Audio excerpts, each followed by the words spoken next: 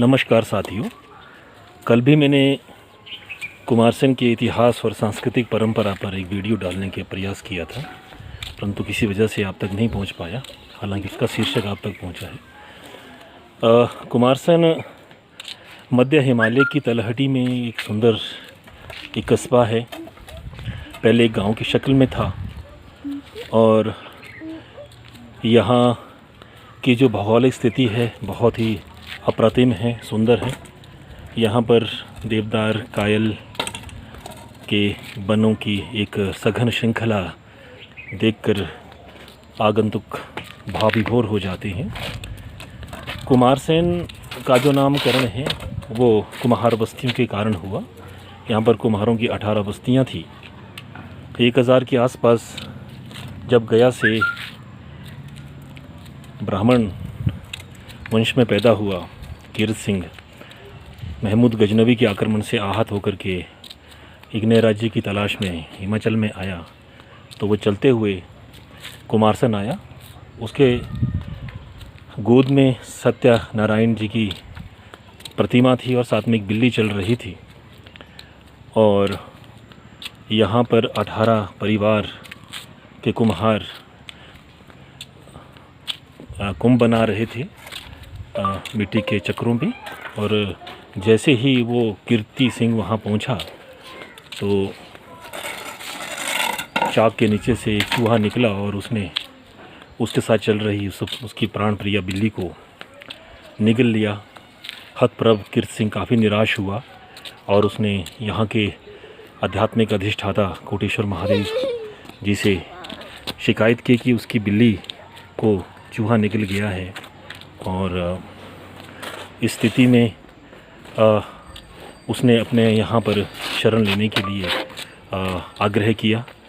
उसका ये मत था कि जिसकी मिट्टी में चूहा इतना शक्तिशाली है, उस मिट्टी की उर्वरता कितनी होगी, उसमें कितनी शक्ति होगी। और उसके बाद महादेव जी ने कीर्ति सिंह पर कृपा बरसी और 1000 के आसपास कीर्ति सिंह ने यहाँ पर अपनी एक ठकुराई की स्थापना की। ऐसा माना जाता है कि कीर्ति सिंह के 3 अन्य भाइयों ने खनीटी, कोटखाई और देलट के रियासतों की भी स्थापना करी। महादेव कोटेश्वर कुमारसेन के अधिष्ठाता हैं और उनकी कीर्ति सिंह के आने से पहले यहाँ पर अपनी आध्यात्मिक सत्ता थी। कोई भी कार्य उनकी इच्छा का बगैर होता नहीं था। यहाँ का लौकिक और पारलौकिक जो भी सत्ता थी उनके हाथ में थी। और कीर्ति सिंह द्वारा राज्य की स्थापना करने के बाद महादेव जी ने अपना जो लौकिक राज्य है वो कीर्ति सिंह को प्रदान किया और स्वयं यहाँ की आध्यात्मिक यहाँ के अधिष्ठा बने रहे। कोटेश्वर महादेव के यहाँ पर 18 क्षेत्र स्थान हैं जिसको हम बासे कहते हैं। और राजसी काल से लेकर या उससे पहले से ही यहाँ पर उनका राज्य चला आ रहा था। और ऐसा माना जाता है, ऐसी अनुश्रुतियाँ हैं कि भंबू राय नाम का एक नरभक्षी सामंत था जिसको उन्होंने अपने तेज से जो है नरभक्षी से एक आम मानव में परिणत किया। और कोटेश्वर महादेव की उत्पत्ति यहाँ पर प्राकट्य के विषय में भी कई अनुश्रुतियाँ हैं। उनके द्वारा ऐसा माना जाता है कि हिंगलाव से वो आए, कुछ समय हाटकोटी में रुकने के बाद वह इस क्षेत्र में जब 2 ब्राह्मण विप्र के द्वारा तुम्बी में उनको बंद करके यहाँ पर और अन्य मातृगाएँ 2 मातृगाएँ को साथ लेकर के जब उनको सतलुज में प्रवाहित करने के लिए ब्राह्मण आ रहा था, तो ऐसी स्थिति में कुमारसेन से नीचे पड़ोई बील में उसकी वो तुम्बी देव योग से फट गई और उससे महादेव जी वहाँ भेकल की एक झाड़ी में प्रवेश हुए। और उनकी जो 2 बहनें थी उनमें से एक बहन जो है सतलुज के उस पार बाहरी सराज में पांजवी नामक स्थान पर पहुँची और वहाँ से वो कालांतर में कसुम्भा के नाम से खेकसू में प्रतिष्ठित हैं। और दूसरी माता वहाँ से आकाश मार्ग से ओडी के नज़दीक टिक्कर शिखर पर गई और वहाँ पर एक ममाने को स्वप्न दे करके वो वहाँ पर प्रतिष्ठित हैं। वो आदिशक्ति कचेरी के नाम से प्रतिष्ठित हैं।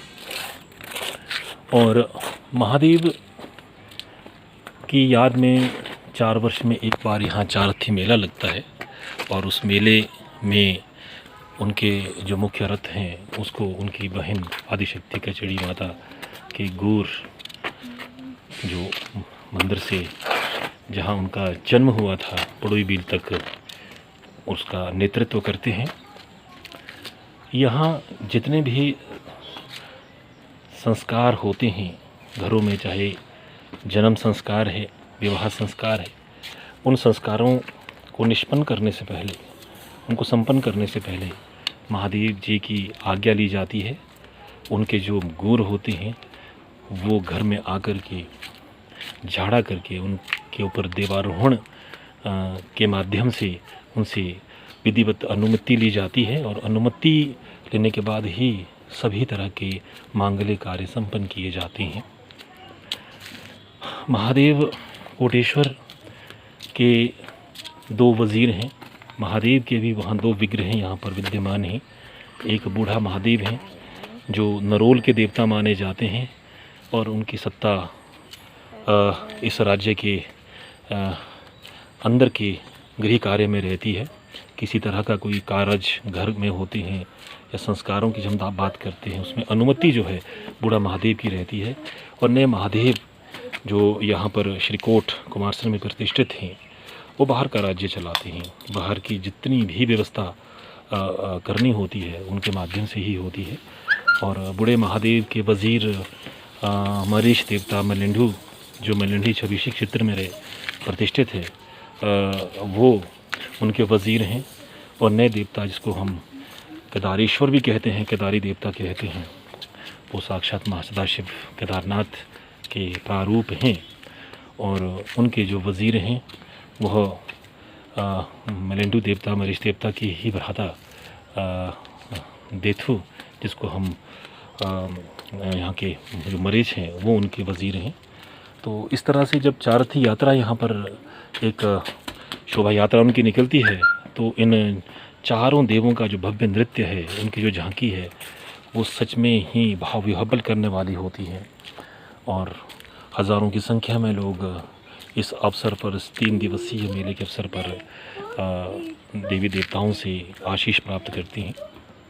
तो इस तरह से कुमारसैन क्षेत्र में अन्य तरह के मेलों का, त्योहारों का भी आयोजन होता है। पाटी जुगल का मेला में भी जो यहाँ शांगरी और कुमारसैन की रियासत के मध्य हुए युद्ध में शांगरी पर कुमारसैन की विजयोत्सव में मनाया जाता है 6-7 आषाढ़ को। उसमें भी महादेव की छड़ी वहाँ जाती है। इस तरह से भराड़ा में भी एक मेला यहाँ पर होता है, उसमें महादेव की छड़ी जाती है। तो महादेव की याद में, उनकी स्मृति में ये 3 मेले होते हैं। और कुमारसैन एक उभरता हुआ कस्बा है और धीरे धीरे यहाँ पर निर्माण कार्य का विस्तार होता जा रहा है।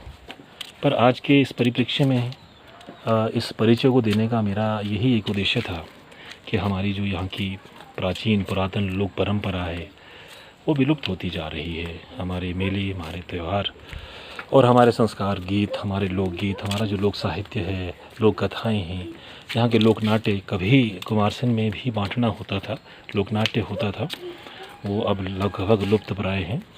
तो इन सभी चीज़ों को पुनः सहेजने की आवश्यकता है, उनके पुनर्स्थापन की बहुत बड़ी आवश्यकता है।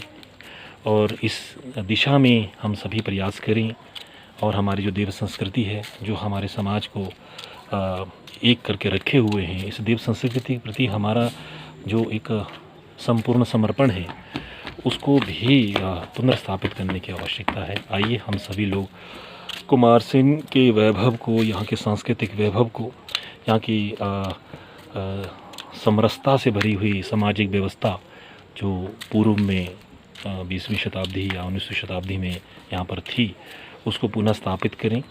यहाँ के लोक साहित्य, और यहाँ की जो हमारी मर्यादाएं हैं, सांस्कृतिक हमारा जो यहाँ का पृष्ठभूमि है, उसमें गहन शोध करके उसका अध्ययन करके हम पुनः उस व्यवस्था को स्थापित करें, समाज में समरसता रहे, भाईचारा रहे, सौहार्द रहे। धन्यवाद।